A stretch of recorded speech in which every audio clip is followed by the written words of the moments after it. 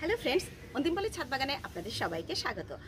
আর আজকে দেখাবো soilless lightweight bed. তো কিভাবে গার্ডেন ওয়েস্ট, কিচেন ওয়েস্ট আর সব মিলিয়ে টুকিটাকি জিনিস যা ফেলে দেওয়া সেই সব মিলিয়ে বড় বড় বেড আমার ছাদ বাগানে তৈরি হয়ে যাচ্ছে। চলুন সেটা দেখাবো। তাছাড়াও রয়েছে আজকে একটা দারুণ জিনিস মানে আমার কাছেও এই মাত্র আমি দেখলাম, এতদিন কিন্তু একদম আমার চোখে পড়েনি। তো আমাদের সবার চোখকে ফাঁকি দিয়ে একটা জিনিস কিন্তু খুব সুন্দর হয়েছে। তো চলুন সেটা আগে দেখাই, তারপর বেড বানাই। চলুন। তো আজকে সকালে দুজনেই চলে এসেছি আর এসেই অন্তিম জল দিতে শুরু করেছে। আর ওকে এখানে আমি দেখাতে এসেছি একটা শশা, কারণ দুটো শশা তো তুলেই নিয়েছি আর একটা শশা এখানে রয়েছে, তো ওটাই ওকে দেখাচ্ছি।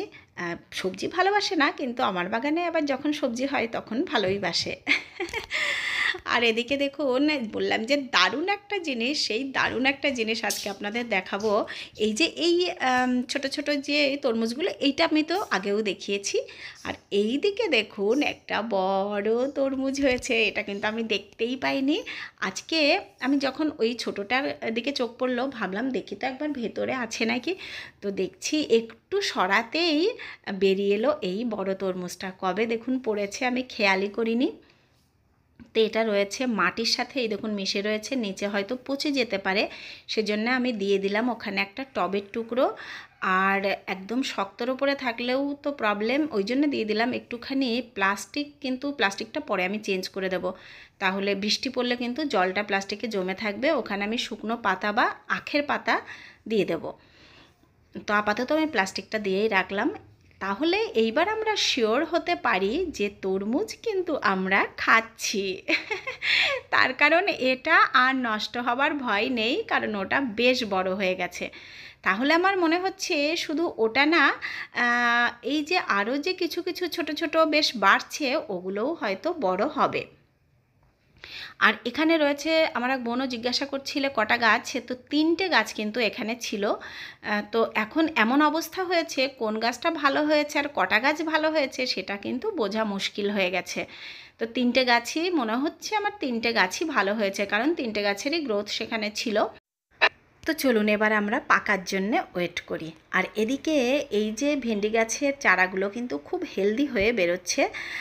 তো আশা করা যাচ্ছে এখান থেকে খুব তাড়াতাড়ি ভেন্ডি পাওয়া যাবে। তো এবারে চলুন, এই যে বেড যেটা তৈরি করব সেই বেডটা কিন্তু হাফটা তৈরি করাই আছে। এই যে দেখিয়েছিলাম আপনাদের বেশ কিছুদিন আগে, আমাদের এখানে অনলাইনে ফলের গাছ এসেছিল এই যে ক্যারেটগুলোতে। তো ক্যারেটগুলো এত সুন্দরভাবে ভেতরটা খুলে দিয়ে টানা লম্বা বেড করা ছিল। তো সবজি তো এখানে খুবই ভালো হচ্ছে। আমি দিয়েছিলাম পালং শাক, আপনারা দেখতে পেলেন খুব ভালো হয়েছে। আর এর আগের বারেও তৈরি করেছিলাম লাইটওয়েট বেড, একদম অল্প মাটি, কোকোপিট আর দিয়েছিলাম গোবর সার। তো গোবর সার আর কোকোপিটই বেশি ছিল, মাটি কিন্তু খুবই সামান্য দিয়ে তৈরি করেছিলাম। তো যে কিচেন ওয়েস্ট, গার্ডেন ওয়েস্ট যেগুলো দিয়েছিলাম সেই বড় বড় কোনো মতে মানে পেতে দিয়েছিলাম। আপনারা যদি দেখে থাকেন হয়তো মনে থাকবে আপনাদের, নিচে কিন্তু আমি কাটিও নি কিছু না, বড় বড় ঘাস, বড় বড় পাতা, আখের পাতাগুলো সব দিয়েছিলাম। দেখলাম একেবারে ডিকম্পোস্ট হয়ে কিন্তু সুন্দর মাটি হয়ে গেছে। তাও এটা করেছিলাম, হ্যাঁ 2-2.5 মাস তো হয়েই গেছে, 2.5 মাস তো হবেই। তো এই দেখুন মাটিটা এত ভালো ছিল যে যাই এখানে দিয়েছি তাই কিন্তু ভালো হয়েছে, খুব ঝুরঝুরে হালকা মাটি ছিল। আর এই যে গাদামনি শাকটা, তার রুটের যা গ্রোথ হয়েছে, এই যে ওপরের শাকটা যে এত সুন্দর দেখতে হয়েছে, তা কিন্তু এই যে রুটটা এরকম বোঝাই যাচ্ছে। আমাদের যে কোনো গাছই ওপর থেকে খুব ভালো দেখা গেলেই বুঝতে হবে রুটের গ্রোথ কিন্তু খুব ভালো আছে। আর প্রচুর ফিডার রুট রয়েছে, এই যে সাদা সাদা যে রুটগুলো, এইগুলোই কিন্তু ফিডার রুট। তো একটা গাছের গোড়াতে যত এই সাদা সাদা রুটগুলো বেশি থাকবে, তার মানে গাছটা খুব ভালো খাবার নিতে পারছে মাটি থেকে। আর যাতে এই রুটের গ্রোথ খুব ভালো হয়, তার জন্যেই আমাদের মাটিটা তৈরি করতে হবে একেবারে ঝুরঝুরে করে, যেন কখনোই মাটিটা খুব বেশি জমাট বেঁধে শক্ত না হয়ে যায়, তাহলে কিন্তু রুটটা ভালো করে ছড়াতে পারে না। তো এই যে কিচেন ওয়েস্ট, গার্ডেন ওয়েস্ট এইসব দিয়ে যে বেডটা তৈরি করেছিলাম, বেডটা কিন্তু অনেকটা বসে গেছে, বসে একদম মাটি বলতে গেলে এখন ওই 4 ইঞ্চি মতো মাটিতে ঠেকেছে গিয়ে। তো এর মধ্যে আবার যদি আমি একটু মাটিটা না বাড়িয়ে দিই, তাহলে কিন্তু সবজি ভালো হবে না। তো আবারও কিছু গার্ডেন ওয়েস্ট জমে গেছে, কিচেন ওয়েস্ট, গার্ডেন ওয়েস্ট। আজকে কিন্তু আমি মাটি নতুন একদমই অ্যাড করব না।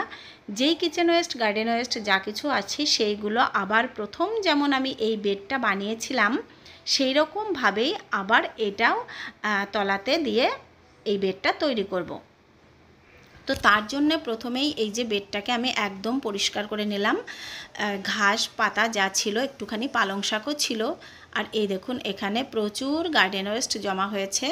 তারপর এই যে আমি আখ খেয়ে খেয়ে আখের ছোবড়াগুলোও রেখে দিয়েছিলাম একটা টবের মধ্যে, সেগুলোও রয়েছে। এই যে ঘাস পাতা যখনই যেটা হয় সব রেখে দিই, কিছুই কিন্তু ফেলা যায় না। এই যে বড় বড় বেড তৈরি করতে তখন খুব কাজে লাগে। আর এখানে নিয়ে নিয়েছি বেশ অনেকটা পরিমাণে চায়ের পাতা, আর ডিমের খোলাও জমেছে বেশ অনেকটা। তো এগুলো দিয়েই চলুন এবার আমরা বেডটা তৈরি করে ফেলি। আর সেদিন যে আখটা আমি ওই যে আপনাদের দেখালাম পেরেছিলাম, সেই আখ থেকেও কিন্তু খানিকটা ছোবড়া নিয়ে এসেছি। আর এটা একটা বড় টবের মধ্যে, এখানেও কিন্তু শুধুই ঘাস, তারপরে যেই গাছগুলো আমরা বাগান থেকে তুলে ফেলি সেই সব গাছ রেখেছিলাম। বড় বড় গাছগুলো একদম গোটা গোটা এখানে রেখে দিয়েছিলাম, আর মাঝে মাঝে একটু করে দিয়েছি জল। তো দেখুন কয়েকদিনেই কিন্তু খুব ভালো একদম পচে গিয়ে এটা খুব ভালোভাবে বেড তৈরি করার মতো রেডি হয়ে গেছে। তো এবারে আমি চারদিকে তখন তো দিয়েছিলাম পিচবোর্ড, আর পিচবোর্ডের তো জল পড়ে পড়ে পিচবোর্ডটা একদম পচে প্রায় সেটাও মাটির মতোই অবস্থা হয়ে গেছে। তো এখানে আমি দিয়ে নিচ্ছি একটুখানি প্লাস্টিক এবারে। তো প্লাস্টিকটা দিয়ে নিলে প্লাস্টিকটা তো নষ্ট হবে না জলে, এটা থাকবে। তা না হলে এই যে সাইডে যে ফুটো ফুটোগুলো আছে সেগুলো দিয়ে কিন্তু মাটি বেরিয়ে ছাদটা প্রচণ্ড নোংরা করে। আর এই মাটিটা আমি একটুখানি তুলে নেব। মাটিটা তো খুবই সার রয়েছে, এখন আর নতুন করে আমি কোনোই সার ইউজ করব না, কারণ এই যে কিচেন ওয়েস্ট, গার্ডেন ওয়েস্ট সব পচে একটা সার তো তৈরি হচ্ছেই ভেতরে। আর এই ওয়েস্টের জিনিসে বেড বানানোর একটা সুবিধা কিন্তু আপনার মাটি লাগছে ওই ওয়ান টাইম, আর কিন্তু কখনোই আপনাকে নতুন করে মাটি দিতে হবে না। আর এই বেডগুলো বানাতে আমার কিন্তু ভীষণ ভালো লাগে। এই যে লম্বা লম্বা বড় বড় বেড, এটা শুধু মাটি দিয়ে যদি আমি তৈরি করতাম তাহলে কিন্তু অনেকটা মাটি, গোবর সার, অনেকটা কোকোপিট লাগতো। তো গার্ডেন ওয়েস্টে মোটামুটি আমার হাফটা ভর্তি হয়ে যায়, তারপরে কিন্তু অল্প পরিমাণে মাটি, কোকোপিট এসব দিলেই হয়ে যায়। তো আগের বারে ওই যে আমি একটু মাটি, গোবর সার আর কোকোপিট দিয়েছিলাম, দেখুন এবার কিন্তু আমি এক ফোঁটাও আর এইগুলো ব্যবহার করব না। ওইটাই আবার উঠিয়ে রেখে এই যে কিচেন ওয়েস্টগুলো সব দিয়ে দিলাম, গার্ডেন ওয়েস্টগুলো দিয়ে দিলাম, তারপরে ওই মাটিটাই আবার দিয়ে দিলে সুন্দর একটা বেড তৈরি হয়ে যাবে। আর বেডটা কিন্তু মাটিটা যে তৈরি হচ্ছে এটা খুবই পুষ্টিকর একটা মাটি তৈরি হবে। আর এত ঝুরঝুরে গাছে যাই আমি এখানে দেব তারই কিন্তু গ্রোথ খুব ভালো হবে, এমন কিছুই কষ্ট করতে হয় না। শুধু এই যে গাছ করা, আমি সবসময় আপনাদের বলি ইজি পদ্ধতিতে গাছ করুন, যাতে খুব বেশি কষ্ট আমাদের করার সময় নেই। আসলে এই যে আমার মতো ধরুন যারা আছেন, সংসারের পুরো চাপ রয়েছে, তারপর গার্ডেন করতে গেলে কিন্তু একটুখানি চাপ হয়ে যায় আমাদের। তো সেক্ষেত্রে আমরা চাই সবসময় সময় বাঁচিয়ে যতটা সম্ভব সহজে করা যায় ততটাই সহজে করলে, তাহলে আমার সংসারের চাপটাও পড়ে না, আর আমার গার্ডেনটাও, আমার ভালো লাগার জায়গাটাও থাকলো। মানে এখানে আমরা এতটাই বুঝে শুনে সময় দেব যেন আমাদের এই ভালো লাগার জায়গাটার গায়ে কখনোই আঁচ না লাগে, সেটা যেন খুব সুরক্ষিত থাকে। আর এই যে ফলের ক্যারেটগুলো একসাথে বাঁধা রয়েছে 3টে বেড, এই বেডগুলো কিন্তু খুব সুন্দর, মানে আমার খুবই পছন্দ হয়েছিল যখন গাছটা এসছিল। মানে ওই গাছের থেকে কিন্তু আমার বেডটাই বেশি পছন্দ হয়েছিল। তো এতে একসাথে যদি পরপর গাছ দিয়ে দেওয়া হয় তাহলে কিন্তু রুটগুলো অনেকটা ছড়াতে পারে। শুধু যে একটা বক্সের মধ্যেই আটকে থাকবে তা না, কারণ ওই যে ভেতরটা ফাঁকা খোলা রয়েছে, সেখানে কিন্তু একটা বক্স থেকে আর একটা বক্সেও রুটগুলো যেতে পারবে। তো মাটিটা যদি আরেকটু আমি বাড়িয়ে দিই তাহলে মাটির ডেপথটা যদি একটু বেশি হয়, আমি একটু এই যে যেমন পালং শাক দিয়েছিলাম তখন, কারণ তখন মাটির ডেপথটা অনেক কম ছিল বলেই কিন্তু আমি পালং শাকটা দিয়েছিলাম। তো এবারে মাটির ডেপথটা কিন্তু একটু বেশি হয়ে গেল, এবারে একটু অন্যরকম কিছু দেওয়া যেতে পারে। তো আমরা নিজেরাও কিন্তু এরকম 3টে-4টে করে ফলের ক্যারেট একসাথে করে বেঁধে নিলে খুব ভালো বেড, লম্বা লম্বা বেড তৈরি হয়ে যায় খুব অল্প খরচাতে। কিন্তু সেক্ষেত্রে এই যে বাঁশ না বেঁধে পিভিসি পাইপ দিলে ভালো হয়, কারণ বাঁশটা পরবর্তীতে কিন্তু পচে যাওয়ার ভয় থাকে। তো তাহলে লম্বা বেডে যে কোনো একটা সবজি দিলে দেখতেও খুব সুন্দর লাগে। তাছাড়া অনেক বছরের জন্য কিন্তু একদম পার্মানেন্ট বেড তৈরি হয়ে যায় এরকম গোটা কয়েক বেড যদি তৈরি করে নেওয়া যায়। তো আমারও ইচ্ছা আছে পরবর্তীতে যে রকমেরই হোক বেশ বড় বড় সব বেডগুলো করে নেওয়া। তো যাই হোক, এই যে বেড কিন্তু একদম রেডি হয়ে গেছে আর খুব সুন্দর রেডি হয়েছে বেডগুলো। আর এখানে আমি দিয়ে দিয়েছি প্রচুর পরিমাণে ডিমের খোলা, মানে ক্যালসিয়ামের অভাব আর এই মাটিটাই কখনোই হবে না।